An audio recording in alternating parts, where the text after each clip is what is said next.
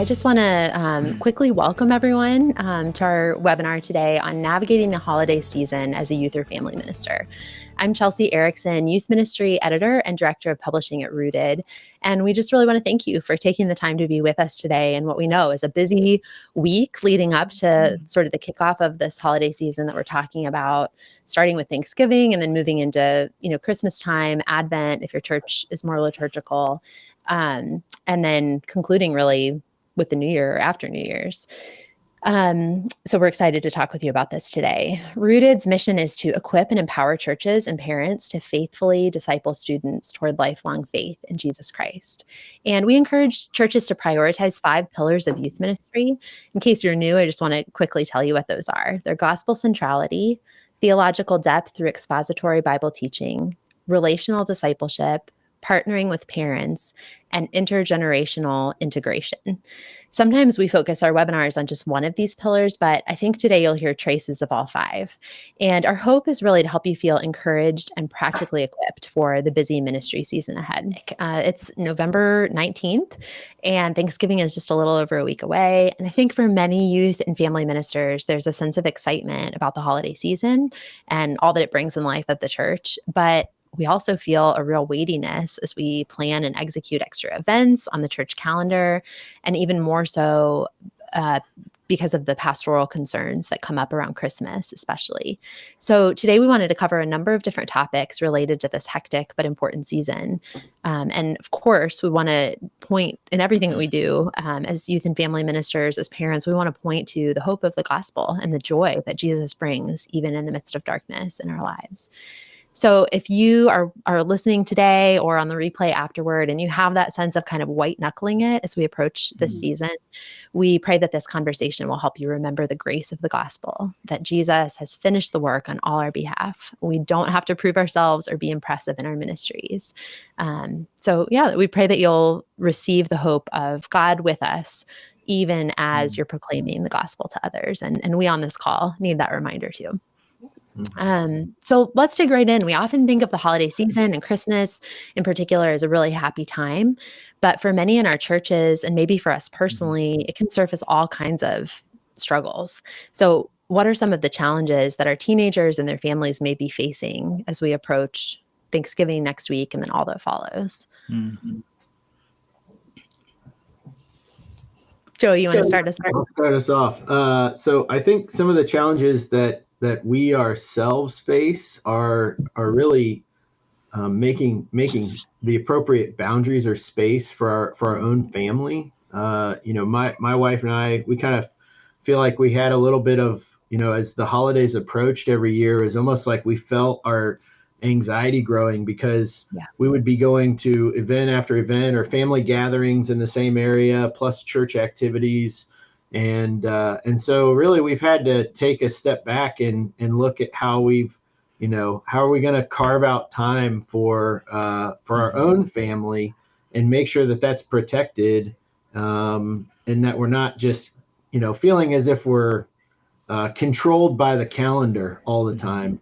And that actually helps me be able to minister to, it gives permission to the people that I lead to say no to more things and gives them permission to make space for things, and to realize that really as we come into the holiday season, less is more, and not feeling as if we need to continue everything. So I think that answers your question, Chelsea.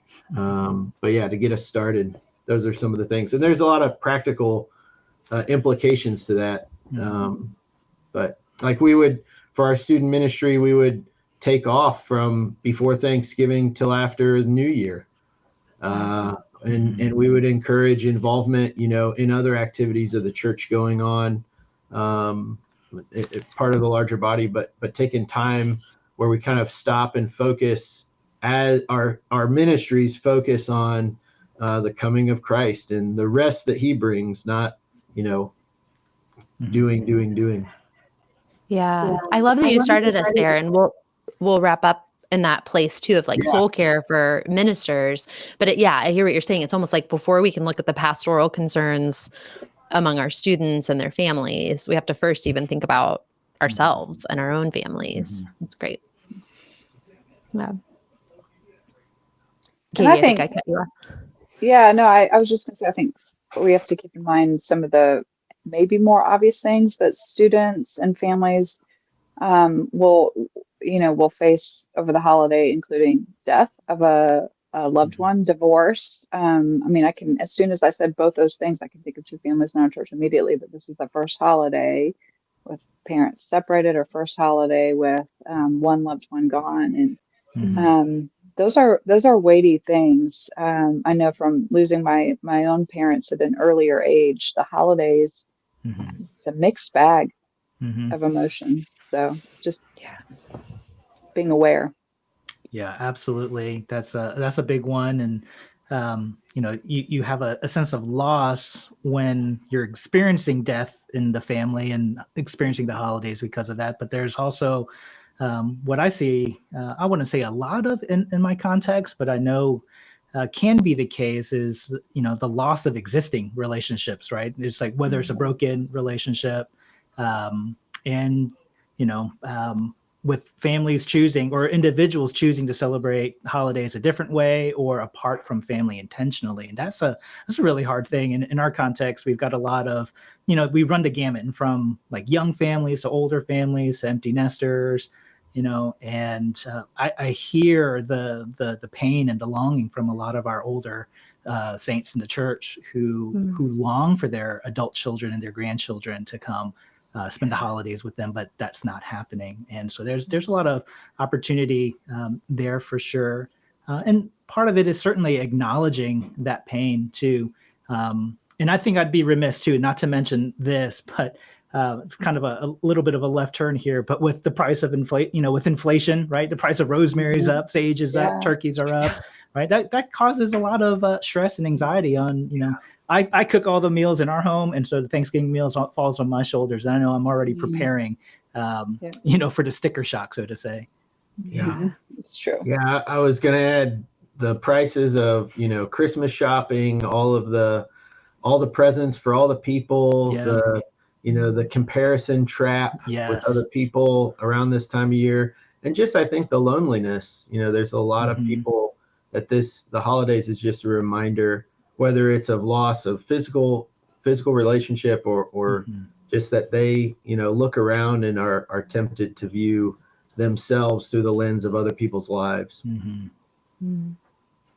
Yeah. So, and I mean, Joey already mentioned kind of potentially scaling back our programs during this time to make space for other things. But, in terms of relationally, in terms of discipleship, in terms of pastoral care, is there practical advice in addition to that you all would have regarding how do we engage with families, whether they're hurting from loss, whether they're struggling with financial hardship, or the other, loneliness, depression, anxiety, other factors that make the holidays hard. What are some practical ideas for how we can engage them or things we might need to keep in mind? I think definitely leading up to the holidays, we as ministry leaders, we know when these things are coming up, these maybe rhythms of the year, and knowing that we need the Lord's help in all of this. We need him to show us, who's hurting and where the needs might be. Some of them are more obvious for an encouraging card or reaching out or helping people connect to other people. But a lot of it is, we're asking him to use his word that's preached weekly to help heal up the hurts of our people and to calm the fears of our people and to give them hope in this season, each and every week. So I think some really practical things are, if you notice people aren't at church, on Sunday, and reaching out and letting them know you missed them and you're thinking about them and asking them how they're doing. And for students too, if there are students who are not showing up, they're at that age where mom and dad give them the choice or something like that. Reaching out to that student, just letting them know that you miss seeing them and really long for them to be there. Yeah, absolutely. I think that's a big part of a lot of what we do in terms of getting to know and building that relational connection with people, and hopefully during the holiday season. I know that it can get busy with, family gatherings and finals and things of that nature, but I also think people are longing for connection in that time. And I think, for all the woes that we give toward technology, there is a great asset in technology of being able to reach out so quickly and so easily. I know that with a lot of our students and their parents, if I see that they're traveling somewhere, I'll just comment and say, hey, that looks like a lot of fun. Glad that you're there. Can't wait to see you again next time and hear all about your trip. Or if I see someone that's in town from having been away, to say, hey, I didn't realize you're in town. I'd love to get together, or love to see you on Sunday after service. Can we make that happen? So, kind of taking advantage of the things that we're aware of, right? Is the having eyes to see, ears to hear. Yeah, that's a good word. I think the only other thing I'd add alongside of that is a willingness to be vulnerable yourself with a few. I think the times I've shared a struggle or two when the holidays approach, it's just this floodgate opens of people. Oh gosh, you feel like that too, and I think that's probably the same for our students, right? That they don't feel so lonely, that something feels weird right now and it's supposed to be joyful, but giving space to name that, I think helps when you're willing to be the first, and not, of course, being wise about who and how much, but some vulnerability I think helps. And a very practical piece of a parent with kids who almost all have been through the house. There are so many activities, right? We just said that throughout Christmas. So Christmas parties and such, it's so helpful for families if you are asking them to either bring something from around the house, right? You mentioned, and I loved that you mentioned this, Jimmy, inflation, and just that can be a struggle for families, and it can feel embarrassing, I think, for our students too, if they go to these parties, gatherings, whatever it may be, and are required to bring something and are hearing at home, another thing, they feel the pressure of that. And so that's just a super practical piece. Just bear in mind the many things that are going on. So any way that we can kind of keep the cost down or help students to not feel like they have to one up with a gift or white elephant, whatever it might be, So two tidbits that come to mind there. That's so good, y'all. And I'm just thinking back to what you shared, Jimmy. I think it was you who said about the empty nesters in your church potentially feeling lonely. Yeah, that's something I think as youth and family ministers, we might not always be as attuned to, but we may notice either single parent families or families that have had big losses, like of a grandparent or even a parent. And maybe there's an opportunity even for youth or family ministers to do some matching of people who are feeling those losses and getting them together in the church. So that was just one thing that struck me as y'all are talking. And I don't know, we've got a lot on our plate. So the last thing we want to do is add more to your plate for you to do this season. But I think these are all really helpful considerations and things that we can think about as we're ministering to people.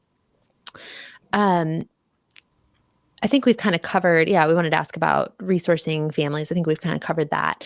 Well, no, let me ask one further question about that. Are there any practical or spiritual resources that you all have found really helpful? And people often ask about Advent devotionals or anything of that nature that you've found helpful to give to families. Well, it's funny that you asked, Chelsea. There's a great Advent devotional that just came out. Shameless plug. Yes.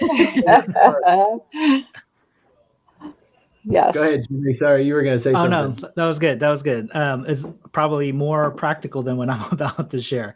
Not to undermine what I'm about to say. So keep paying attention. I think one of the things that have resonated with a lot of people in our context or in our church is certainly prayer. So one of the things that we often do, or every single Sunday, we offer prayer right after the service. We have designated places to go pray and a prayer team. So that's great. But we also do this seasonally, where we'll have a special elder prayer time.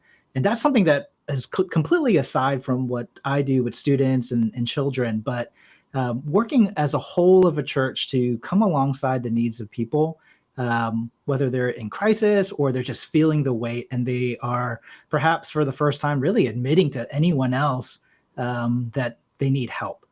So having those elder prayer times has been so good. It happens in between services. It happens in a completely different venue.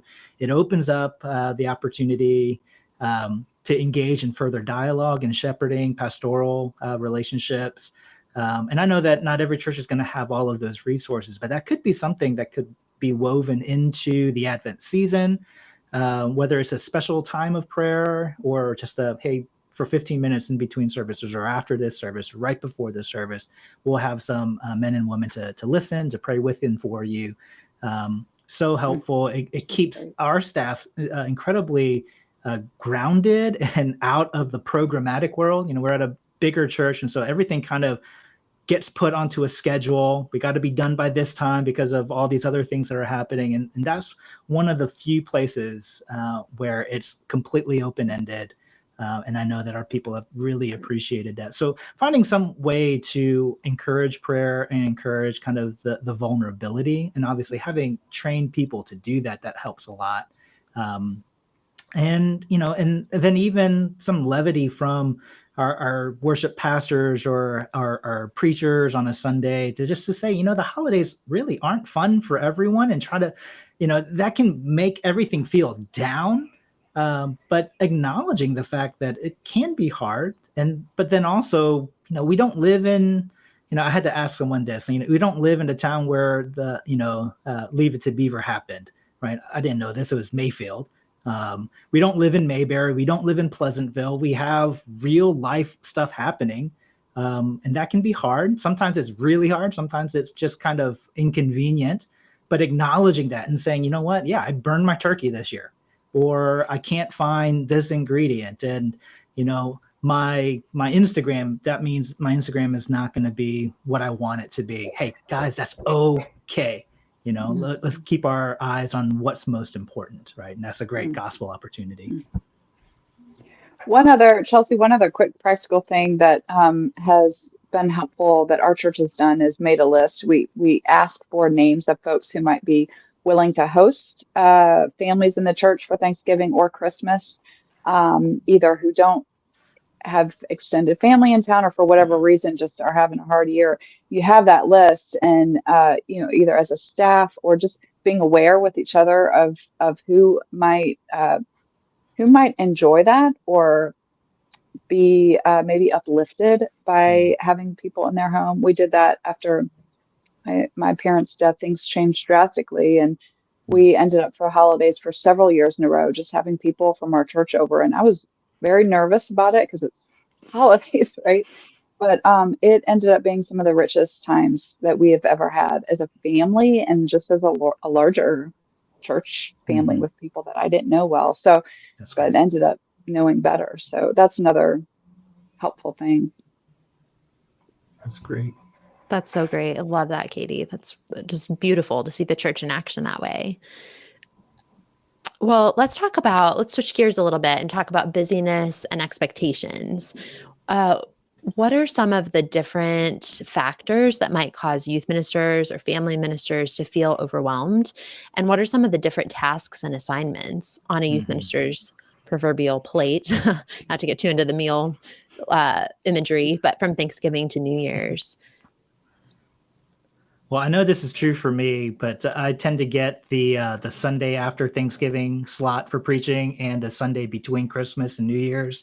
So that means I'm always on during holidays, and I don't travel away. Yes. Now, it works with our family schedule right now, so I'm honored to do it and glad to do it. But, that's, that can certainly put a little bit of strain, and that kind of goes into the whole I'll give every Sunday away, every Wednesday night away, I give every whatever it might, that day of the week or night of the week it might be for your family because of the ministry that you're doing, and so it can feel heavier. Certainly the load can feel heavier during the holiday season, the strain that it puts on.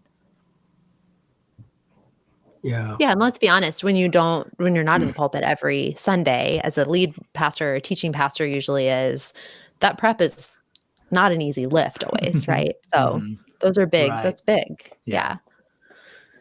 What else? I just sense that in our setting we have a yearly kind of program that is kind of everybody's focused on that, and so it is more of a whole church effort. So it makes sense to stop what we're doing and to focus on that. But we still would do a youth like Christmas party in between Thanksgiving and New Year's. And we always would just try to make it like, really, I always thought of Fezziwig and Dickens. I wanted it to be like Fezziwig night, where everyone came and we were so glad they were there. Everyone's, they're laughing, they're having a great time.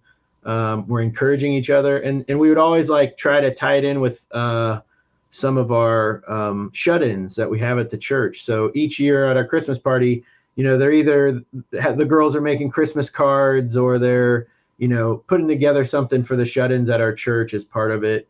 But still a time where we come together. But it wasn't like a normal maybe youth night that we would have together. But we were still getting together and still being together. So.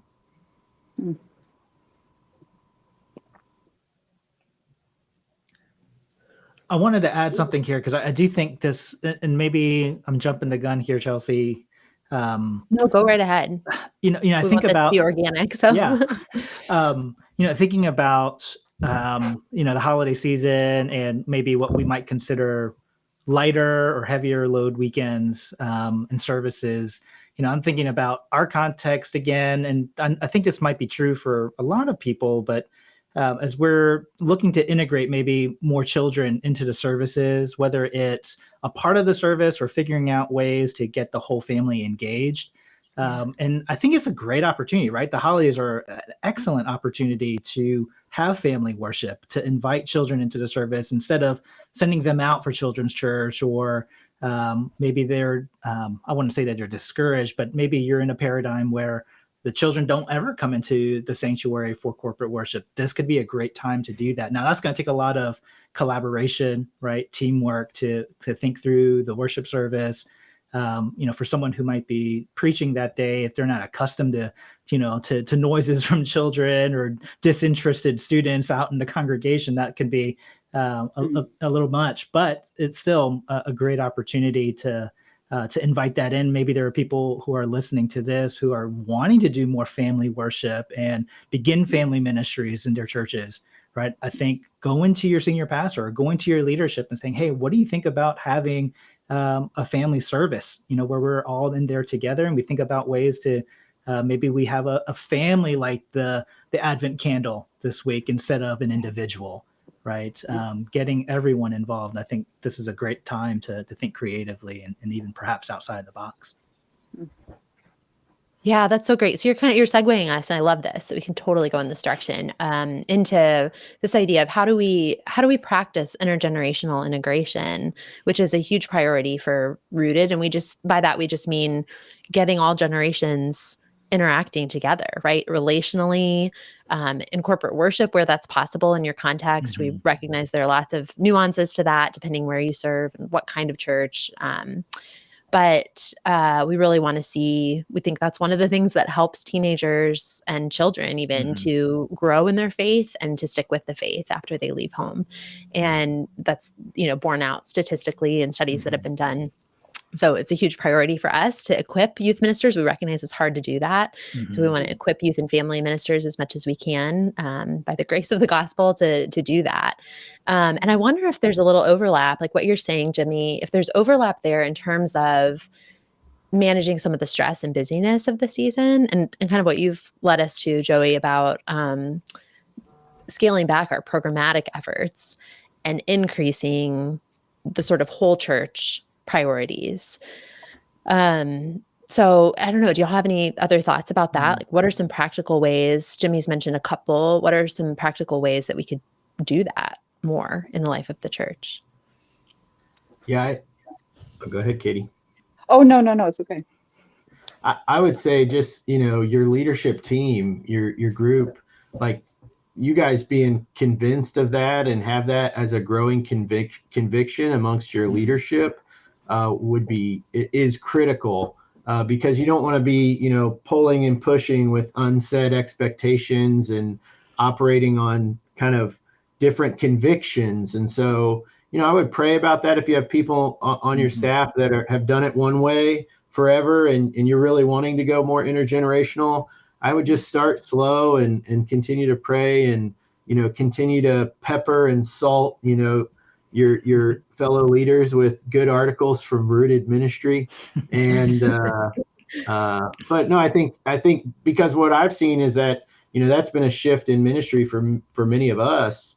And that shift took time, and it takes, but when everyone starts believing it, then things seem to happen almost naturally, where it's not, you're not forcing something, you're not saying everything, God wants it intergenerationally, so we have to, everything has to change this week.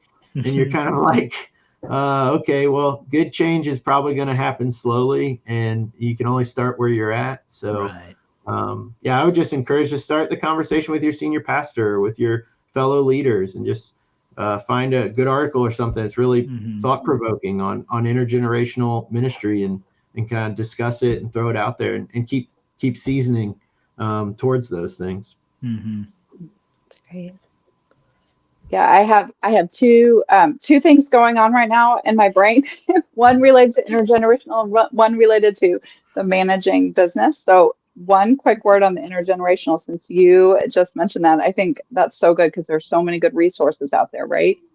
One thing our church had done in the past, and I loved this, was one of the smaller groups in the church, whether it's a Bible study, a small group, or whatever, I shouldn't just say one, a few of them were tasked with putting together gift boxes for some of the college students. And in each one then is a note from that member.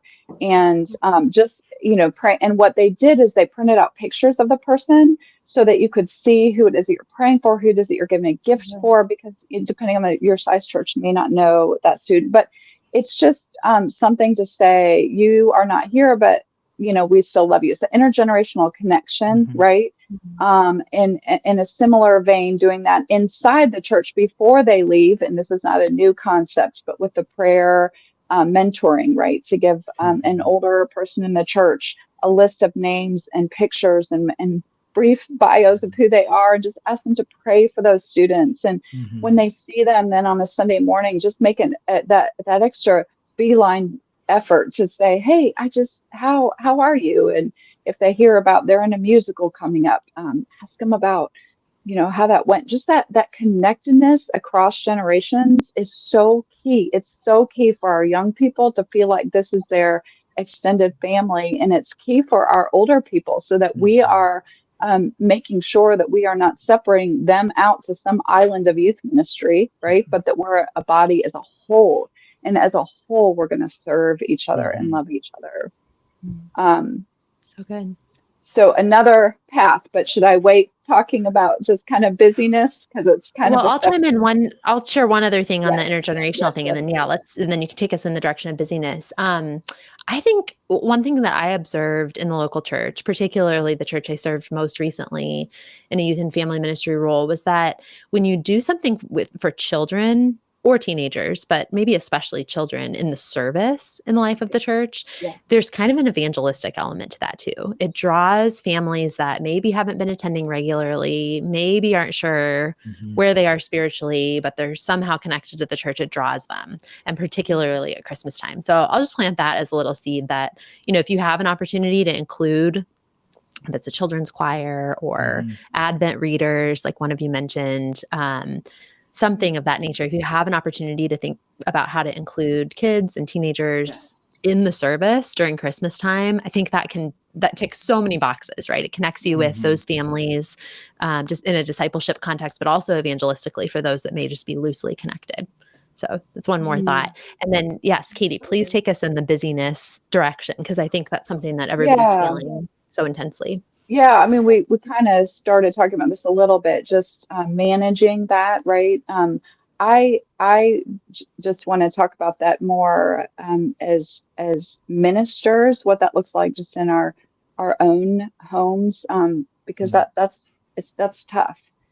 So there's the larger, how do we manage it as a church? But as ministry families, I think there's a couple quick things. One, I think shifting our perspective just a little bit, in that when we go into this season, this is a joy-filled season, a hard season, but it's a good season for opportunity for the church, Christmas and Easter, right? Mhm. So it is going to be a little bit busier for us. Thank the Lord that he gives us other seasons that Mhm. maybe are a little bit slower, that maybe, but I think some of it is just shifting that to say, okay, we're going to have the foot on the pedal a little bit here, but that's because there's so many great opportunities now. As a family, that can be hard, right?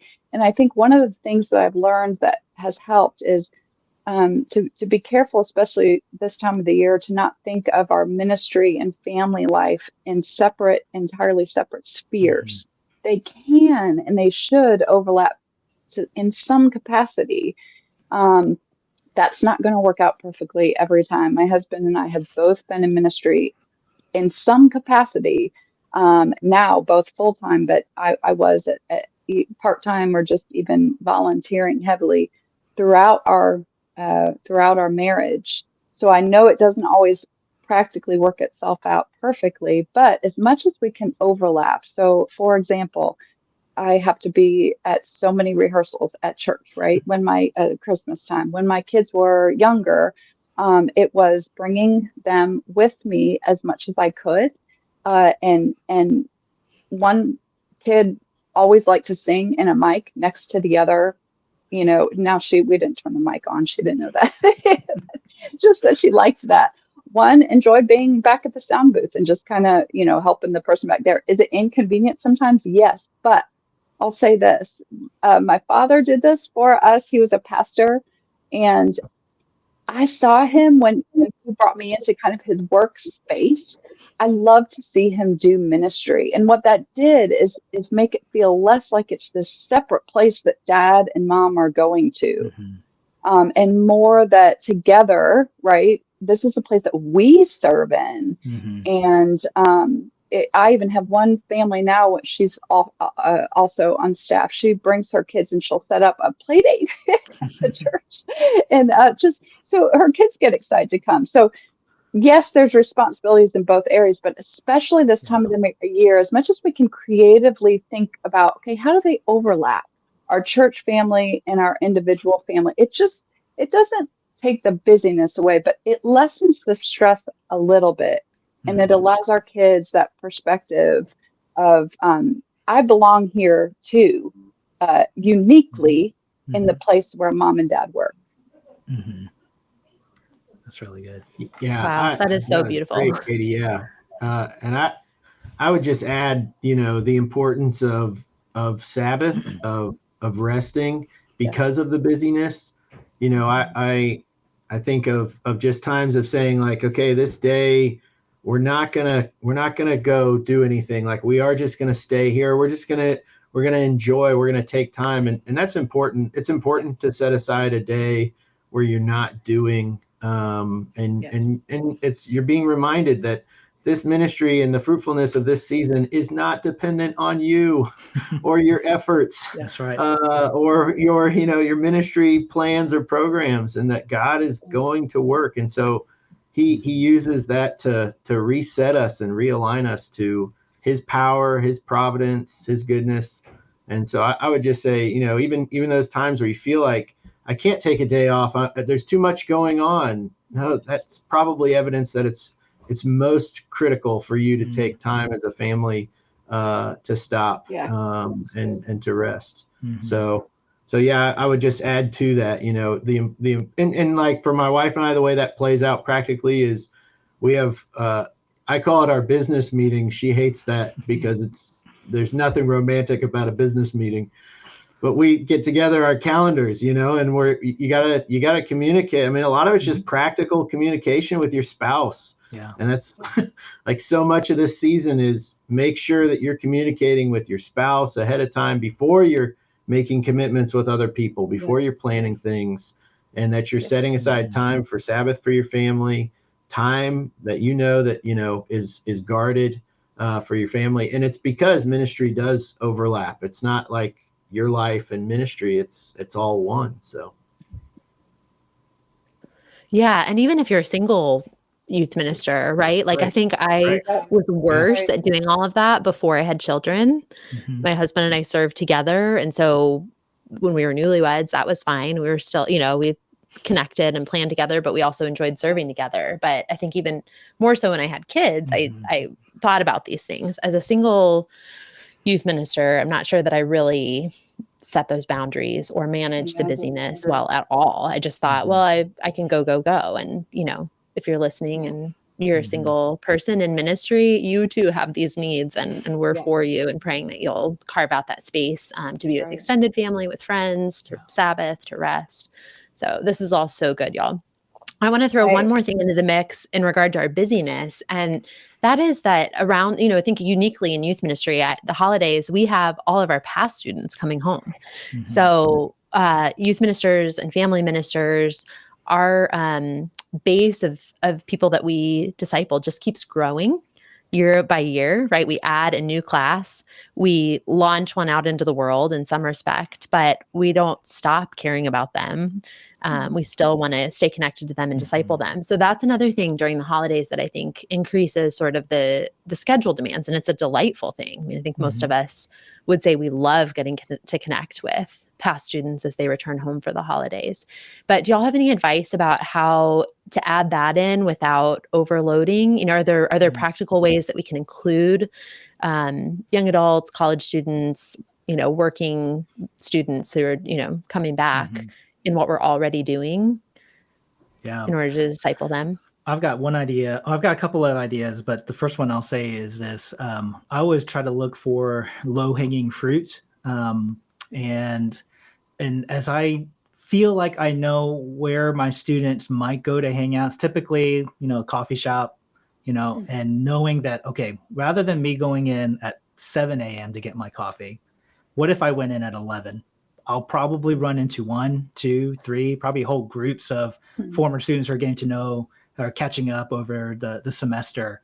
And I can at least, see them there. I can sit for a little bit with them, right? Inevitably, I'll run into like 3 or 4 different people at my local coffee shop. And I love coffee. So it's an easy thing for me to do. And I've already made, 2 or 3 touch points at least. So I think that's look for the low hanging fruit. I think maybe sometimes we devalue that because it's too easy.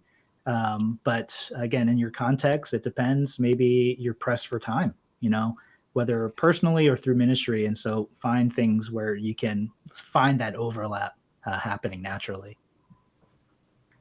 If you're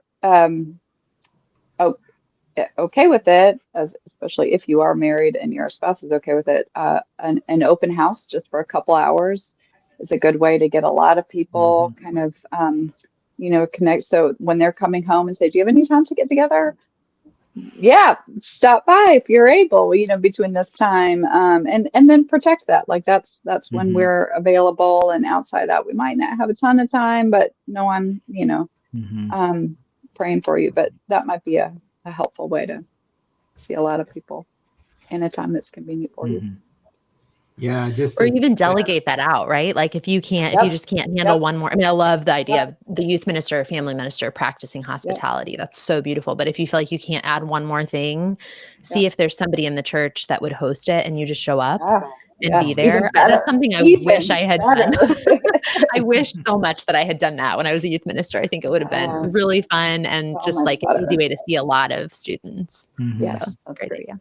Yeah, that's what I was going to add is that Thanksgiving, you really get to see them and be excited that you're seeing them and you miss them. But it's also like, hey, you're going to be back at Christmas, and it gives you time to reach out to maybe who their youth leader was, or their growth group leader, and say, hey, so you should get together with so-and-so when they're in town, because there are a lot of students, and, the likelihood of us being able to reach out and connect with all of them will be difficult. So the open house idea is a great idea, but also, rely on your leaders that you have, your youth ministry leaders, and reach out to them and say, hey, they're going to be off for a month while they're home from college or something. So it gives them an opportunity to reach out and connect. Yeah. And I'll just add on to that, certainly, I think this is implied, but allow the Spirit to orchestrate those gatherings too. I'm certainly praying for our families and praying for our students, current and former. And I will often pray, Lord, if there is someone that you want me to meet with, or if I hope that my ministry was so effective that a student feels so sure that they can reach out to me and say, hey, Jimmy, I really need to meet with you. I've got this going on, right? I think that's all of us would wear that in a sense as a badge of honor. And so not overscheduling, we create that margin to allow for those like Spirit-led moments. And I remember very vividly driving to the grocery store, and then one of my former students texted me and saying, hey, can we talk? I pulled over and sitting there in the Publix parking lot, and he was coming home for Thanksgiving. He really wanted to meet. I had no idea that he was going to reach out to me, and I just pretty much helped him helped him navigate through a sticky situation, and it kind of took away a lot of the pressure of meeting during the holidays. But it was one of those moments like, you know what? All I'm doing right now is driving. Let me pull over. Let's talk now. Right. And this was like the week before Thanksgiving. And so, certainly being sensitive to the Spirit as you're praying for your students and your families, and leaving enough margin in your schedule for those opportunities or for those moments where God's saying, hey, you need to go in that direction.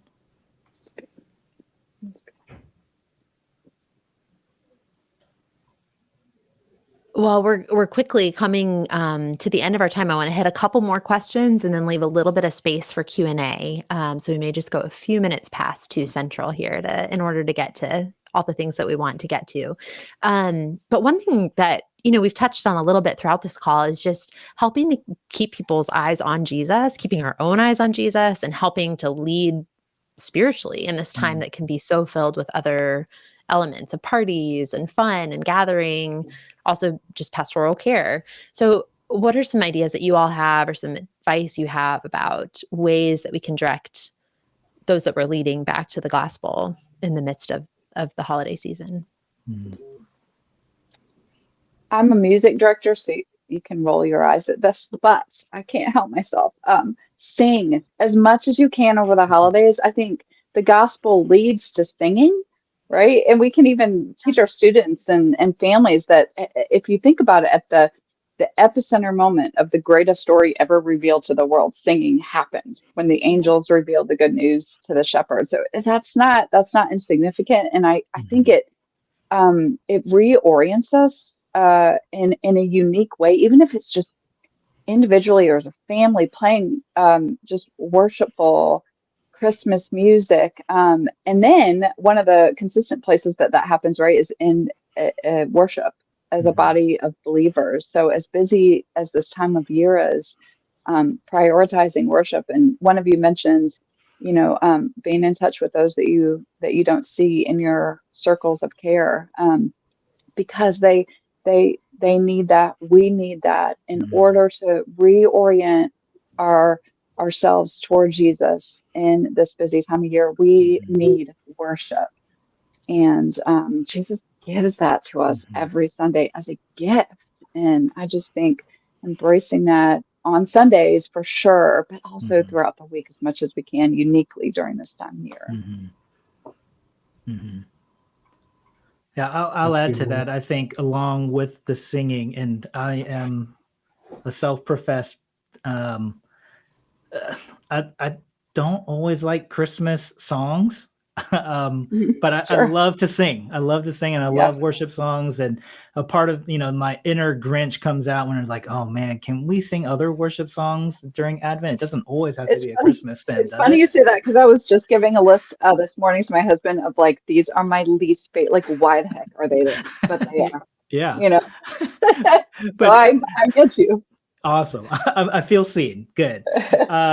But I mentioned that to say, but that shouldn't get in the way of, what my youth pastor would always, hone in us throughout the year, but especially during the holidays, this attitude of gratitude, right? It's just learning how to be thankful and be appreciative. And part of being thankful and appreciative is calling out the things that we're celebrating. So even in the midst of, hardship or, just maybe a hard season, we're still called, right, in the Gospels to be thankful, right? And the way that we can be thankful, it might take us a little bit to get there. We can certainly run to the cross and find in the cross what we're to be thankful for. But we got to do that heart work, right? We have to, and that comes through personal worship. It comes through corporate worship as well.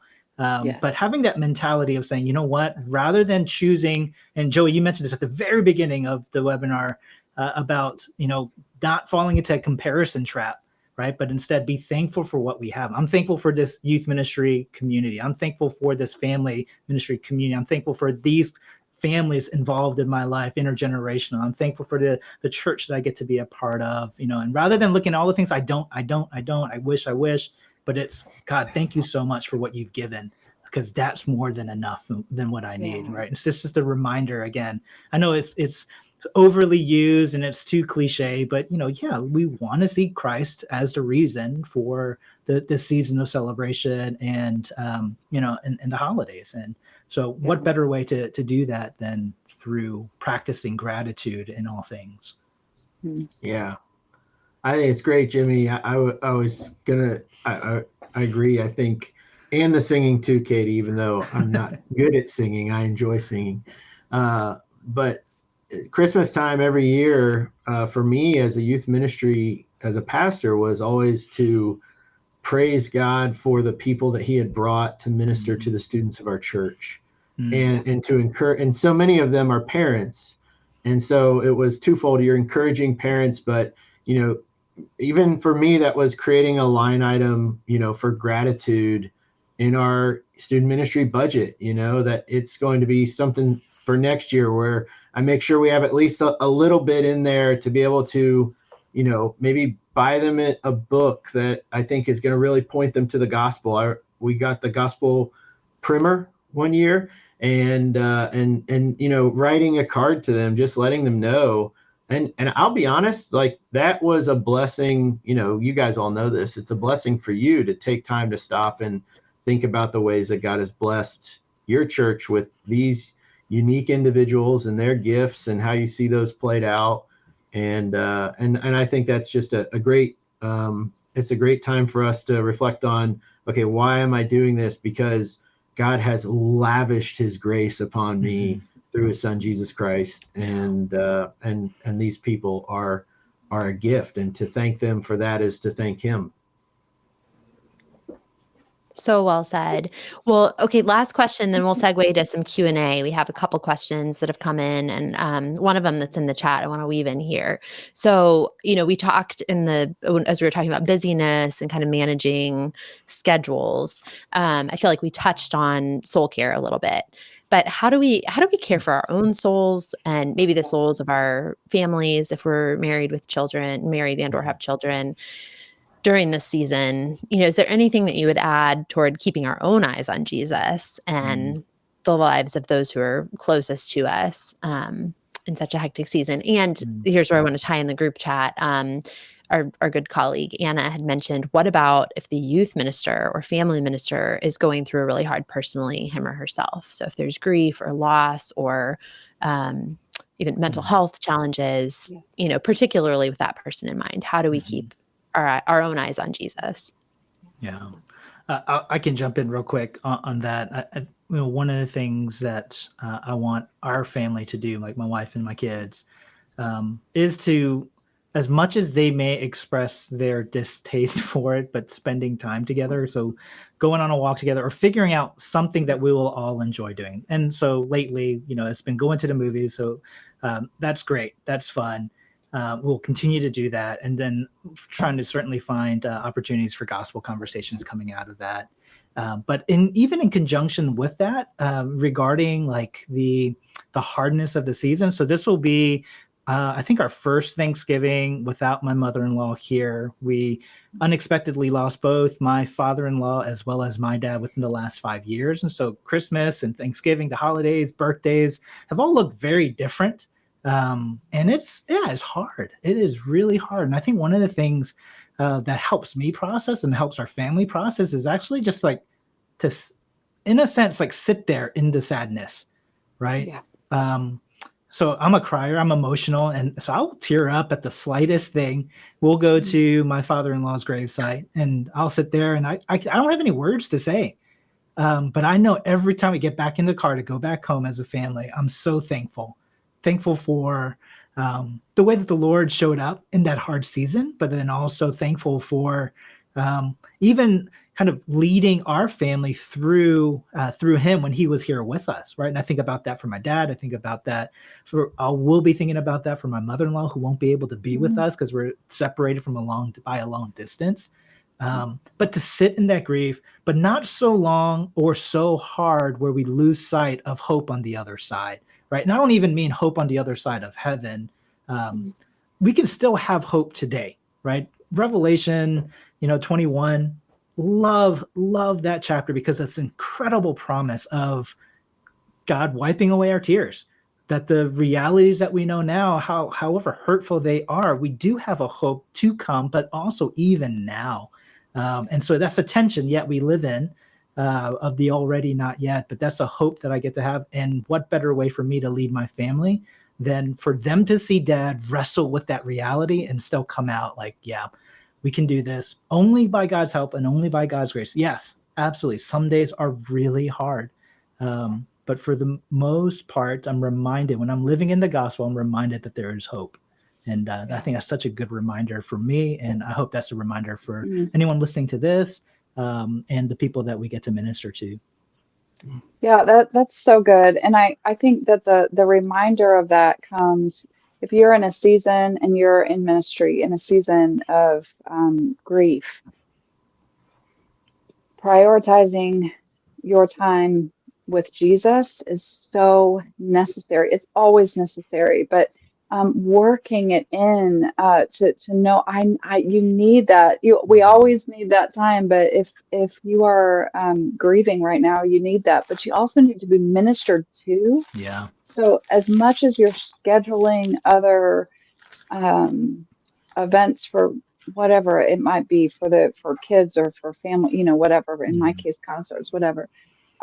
Schedule in time with a mentor or someone who is praying with and for you. Schedule that in. Make sure you're prioritizing that. It might just be meeting with your pastor. Just make sure someone is aware of that grief so that when you need to send a text, I remember the first Christmas, I should finish that sentence. When you need to send a text, right? They know what's going on. You don't have to explain the whole thing. My first Christmas without mom and dad, we went from this, just really large years of really large extended family gatherings to just my little nuclear family of 5. And that sounds delightful, but it was so hard. I wanted my mom and dad to be there so bad. And we had just gotten home from Christmas Eve service. We were both working at it, and I was so sad. And when everyone went to bed, I allowed myself to sit by the tree and just cry. I opened scriptures and just read the Christmas story and was just honest with God about that. And 2, I had that mentor, that friend who knew my heart. And I just sent a text Christmas Eve just saying, I'm so sad. You know why? Just pray for me. So be aware and don't shove it under the carpet just because it's Christmas, right? Jesus is Emmanuel with us in those times. That's right. And I'll say it, if you're not in a season of grieving, real quick, even prioritizing the time, the space in between, I called it from I guess it would be like Christmas Day to New Year's, just really protecting some specific time for your family is good for self-care too during that specific time. Yeah. I think just this, along with that, Katie, for us, it's traditions. Traditions really are great family, great soul care to myself that, my kids are looking forward to, putting up the Christmas tree, or they're looking forward to me reading a Christmas carol, or, those types of things are like, we're looking forward to, this funny thing that we do that nobody knows about or something like that. I think traditions can be a great time in the holiday season, whether it's Advent traditions or rhythms that families have or individuals. I would encourage you to create those things, and those can be great soul care in the midst of busy times or anything like that. Yeah. Yeah, thank you all so much for sharing so tenderly to that question. It's just really beautiful to hear you talk about the ways that God has carried your families and the ways that you're, looking to Jesus yourself in this season. I'll add just one more, which I think is to look to the whole narrative of Scripture and not just the Christmas story. I didn't grow up in a liturgical church. We didn't celebrate Advent. I'm sure many of our listeners too are in, maybe Baptist or other traditions that don't emphasize that. And that's great. We were broad ministry here at Rooted, so we have lots of diversity in terms of denominations and traditions. But one thing that has been helpful to me about just as I've in adult life learned about the emphases of Advent is that we're not just celebrating Jesus' first coming, we're also celebrating his coming again. And Jimmy, you alluded to that in your comments on Revelation 21. But I think those are beautiful places to kind of take ourselves, whether personally or in family context or in our church families, to look ahead in the story to the second coming, to Jesus' return and all that that's going to mean and the hope that that brings to our lives and to the world. So whether you're grieving a personal loss or you're just feeling heavy about what's going on in the world today, those are great places to take our students, but also ourselves personally. So I just wanted to mention that. Really grateful to all for sharing just so candidly and personally and tenderly on these things. We had one question that I wanted to turn to, which is, and this is kind of adjacent to what we've been talking about actually, but we received this question ahead of the call today, which is what are the best ways to come alongside students and or parents who are battling seasonal depression? I think that's a great piece that we talked a little bit about mental health, but maybe not that specifically. Do y'all have any experience with that in the life of the church? I feel like I can go there a little bit myself personally in that struggle, just with the shorter days. It's dark here now at 4:15, and I definitely can battle a little bit of the winter blues. But what about when we have students who are in that place of just feeling down? Well, one of the things. I'll just finish mine's real quick. I think I tell my students or my student team, like, hey, let's be mindful of that. So let's kind of reach out to them more often. We may not be meeting as often, but and so we'll say this to our volunteers too. But just know that people are struggling with different things and in different ways. So let's over the holiday season, let's be sure that we're reaching out more often. Just say, hey, thinking about you, praying for you. Here's a verse. It can certainly feel trite, but again, I know for someone like me, words of affirmation guy, like any kind of text message that comes in, even like I'm kind of sad, like the political season's over because I don't get as many text messages now. That's how unhealthy I am. You're the only one, Jimmy. I am the only one. I cannot say I concur. but it's feeling. It's the need for me to feel like, oh, someone wants to talk to me or tell me something, right? That's what it is. And so at the heart of it, really, for our students is to let them know, hey, we're thinking about you and we're praying for you. So doing that, knowing that because we're not going to be meeting as often in person through groups or through youth nights. Yeah. Yeah, I think reaching out to moms and dads, even text message or something easy, just hey, how are your kids doing? How can I be praying for you guys? Set aside a chunk of time in one of your mornings through the week to reach out to some parents or have the group text with the leaders. Hey, how are your students doing? Just those simple questions can help to just let them all know, oh yeah, there's people here that care, that I can go to, that want to pray for me, that care about me. And those small, simple things are actually, I think, just really, really important. And I think just naming it, like sometimes I don't know that kids, especially when you talk about seasonal depression, can really, like they're trying to figure out why they don't, feel happy. But so sometimes I think just even asking the question, like to put it out there, how are you guys doing with the time change? Just dark now? Does that make you feel like a little sad? Yeah. Just being willing to be vulnerable in that sense, just to name that for students. That's so good. Yeah, power and just kind of putting it out there so somebody doesn't feel weird about bringing it up or that's great. All right, y'all. Well, I think we're at the end of our time. This has been so delightful to be with each of you, and to those joining us, we're so glad you're here. Did want to mention, Joey gave a little shameless plug for this at the beginning, but we have a resource out for teenagers regarding Christmas. It's a 25-day devotional called Longing for Christmas, 25 Promises Fulfilled in Jesus, with our friends at New Growth Press. And we're excited about this as a way to disciple young people and their families, actually, because they can read it together or they can each be reading it and talking about it. Just a way to prepare our hearts and theirs for the joy that is Christmas morning, even when we're maybe in a sad place. And one of the things about this book that we really tried to do is to address some of those losses and tangible longings that teenagers feel in the world, whether it's, conflict around the world or parents who are divorcing or rejection by friends. And to link those to the promises that God has made to restore us and the world in Jesus and the way that Jesus has fulfilled those. So we hope you'll check it out and share it with the teenagers and the families in your care. Katie and Joey are both contributors and wrote beautiful chapters. So it's a fun resource we're excited about. I wonder if I could ask one of our panelists, I'm kind of putting somebody on the spot here, but I wonder if I could ask one of you to close us in prayer. Somebody be willing to do that? Yeah, Joey, you look like you're willing. Thank you. Sure, Thank you so much. Lord Jesus, we just thank you for all of the student ministers or parents, Lord, who've tuned in or will watch this. God, we thank you for where you've placed them. We thank you for the hope that you give us in Christ at this time of year, and how we take time to reflect and not only to celebrate your first Advent, Lord, but to look forward to your second Advent.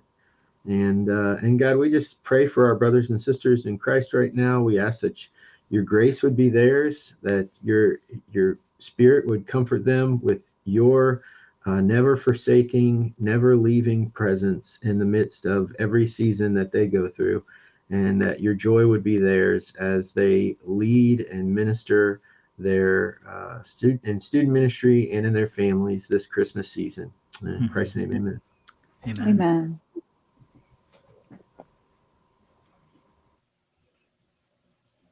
Thank you so much to all of you. Thanks to those who've joined us today and those who will watch on the replay afterwards. We're so thankful to share this time with you. We're praying for you as you enter this busy season, and really praying that both personally and in your churches that you would be able to see the beauty of what Jesus has done in coming in flesh to live and die and rise again for us. And may that just really encourage and equip you for the days ahead. If there are ways that we could pray for you personally, our team would love to hear from you. We have contact information on our website. It would be a joy to come alongside you in that way. And also to hear from you if you have ideas for future webinars or other content that we could cover, maybe a question that's burning in your mind that you'd like to hear some people address. So thanks again for this time with you today. And thanks to all of our panelists. Y'all are the best.